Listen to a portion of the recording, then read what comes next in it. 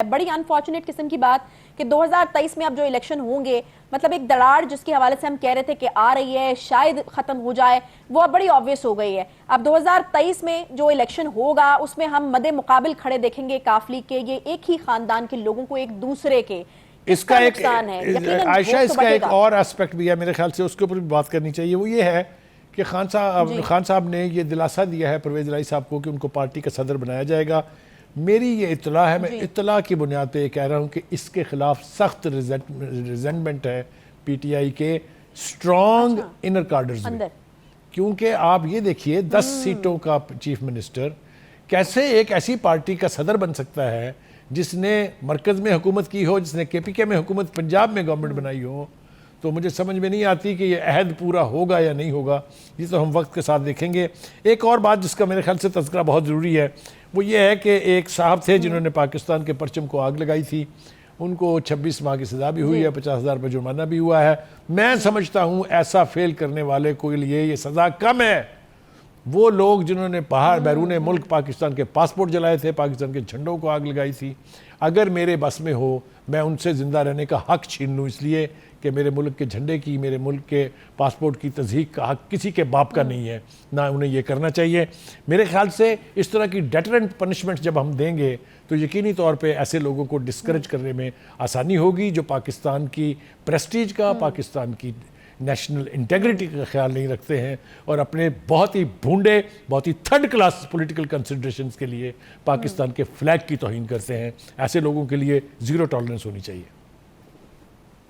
P T I کی jail بھرو تحریک جس کا آغاز ہوا لاہور سے اور پھر آج پشاور میں بھی اس کے کچھ چیدہ مناظر ہم نے دیکھے۔ کہا جا رہا ہے کہ پشاور میں اور خیبر پختونخوا میں کافی مسائل کا شکار رہی یہ جیل بھرو تحریک، لیکن جس مدعے کے اوپر یا جس نقطے کے اوپر ہمیں بات کرنی ہے وہ ہے جی کہ جیل بھرو تحریک میں اب ایک نیا موڑ آیا ہے۔ اب اس کو یو ٹرن کہیں، ایک نیا موڑ کہیں یا ایک نیا رخ اختیار کیا ہے تو وہ غلط جو ہے وہ نہیں ہوگا۔ بخاری صاحب، یہ تو اتنی کوشش کر کے، اتنی پلاننگ کر کے جو ہے وہ جیل بھرو تحریک کا آغاز ہوا اور پریزن وین کے جو مناظر تھے ہم نے دیکھے، زبردستی گھس گئے، پھر پریزن وین کو بھی خود چلا کر لے گئے۔ اب یہ جو نیا موڑ آیا ہے کہ ان کے اہل خانہ کی طرف سے اب ان کی ضمانتیں جو ہیں وہ کرانے کی کوشش کی جا رہی ہے، تو یہ کیا ہے؟ یہ بھی کیا یو ٹرن ہے جیل بھرو تحریک کا؟ عائشہ، میرے خیال سے اس کے 2-3 آسپیکٹس ہیں، ان سب کے اوپر بات کر لیتے ہیں۔ پہلی بات تو یہ ہے کہ وہ کسی نے کیا، مریم نواز نے بہت ہی عجیب بات کہی، اس نے کہا ورکرز کے لیے جیلیں اور اپنے لیے بیلیں۔ تو یہ اعتراض بھی اٹھایا جا رہا ہے جب سے اس کا اعلان ہوا ہے کہ جو لیڈرشپ ہے وہ گھر نہیں بیٹھ سکتی ہے۔ خاص طور سے عمران صاحب کی طرف اشارہ ہے کہ آپ اپنی بیلیں کراتے پھر رہے ہیں، بچوں کو دوسروں کے کہہ رہے ہیں کہ آپ جیلیں بھر دیں جا کے۔ چلیے، یہ تو ایک بات ہو گئی۔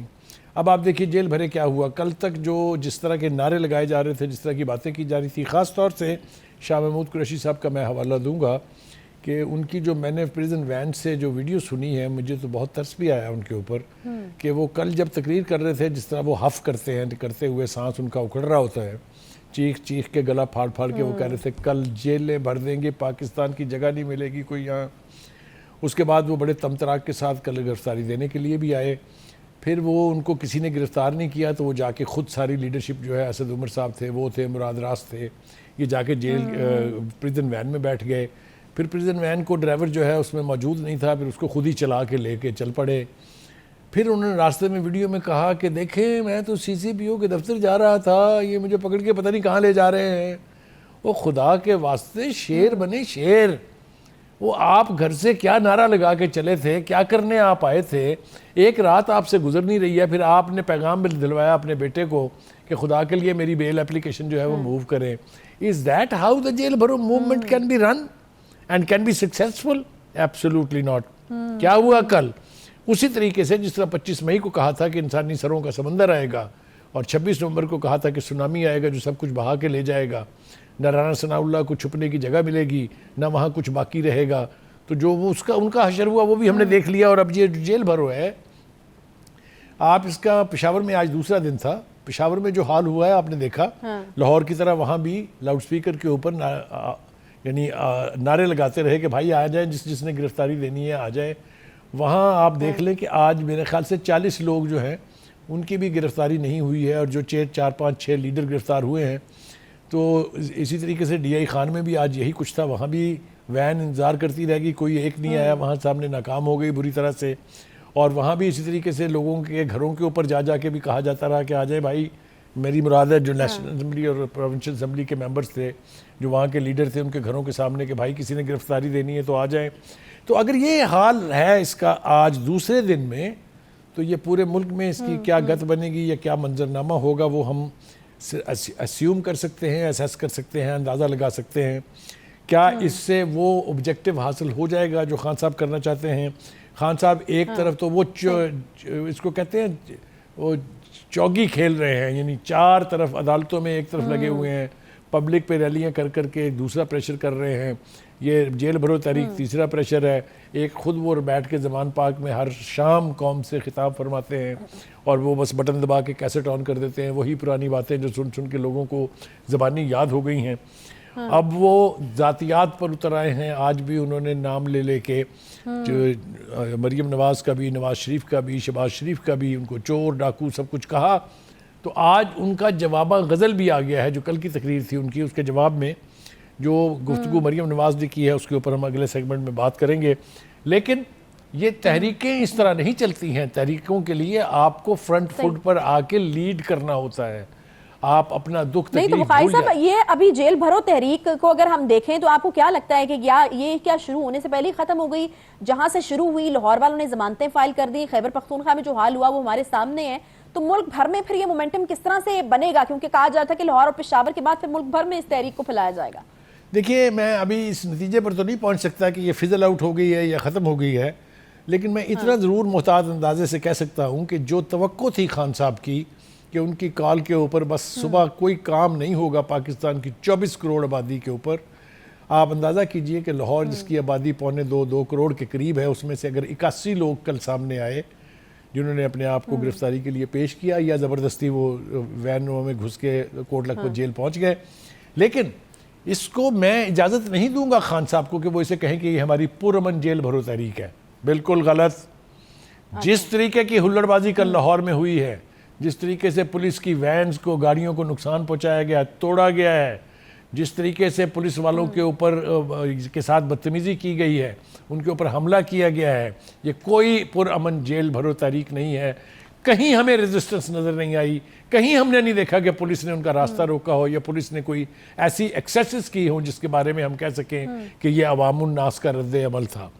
تو اگر تو جیل بھرو تحریک کو پرامن آپ کہیں گے تو ہم کو اس کے اوپر بہت سنجیدہ اعتراض ہوگا اور ہم اس کو اس اعتراض کو. بخاری صاحب دوسری طرف اس کا ایک پہلو جو ہے وہ حکومت کی اسٹریٹجی کے حوالے سے, اس پر ہم نے کل بھی بات کی تھی, لیکن ابھی ہم دیکھ رہے ہیں کہ کچھ چیزیں جو ہیں وہ ریویل ہوتی بھی نظر آ رہی ہیں. اب شروع تو کر لی گئی جیل بھرو تحریک, لیکن یہ کہا جا رہا ہے کہ حکومت کی طرف سے اب یہ جو ہے یہ فیصلہ لیا جا رہا ہے کہ اب جو رہنما گرفتاری دے چکے ہیں ان کو کم از کم 30 دن اور زیادہ سے زیادہ 90 روز تک جو ہے وہ جیل میں رکھا جائے گا. اور یہاں لاہور سے منتقلی میاں والی اور ڈی آئی خان میں جو ہے وہ ہونا شروع ہو گئی ہے, جو یہاں پر لوگ موجود تھے, رہنما موجود تھے. تو میرا خیال ہے کہ پھر اب جو ہے وہ گھبرا کر جس طرح سے ضمانتیں فائل کی گئی ہیں, تو آپ کو تو نہیں لگتا کہ ان کی ایکسپیکٹیشنز کے الٹ جو ہے وہ چیزیں ہو رہی ہیں؟ ان کو تو لگا تھا کہ ان کو کوئی گرفتار ہی نہیں کرے گا, گرفتار بھی کر لیا, میاں والی اور ڈی آئی خان منتقلی بھی جاری ہے. جی, میں نے آج بلکتے دیکھا ہے ان کو, وہ آپ بالکل ٹھیک کہہ رہی ہیں.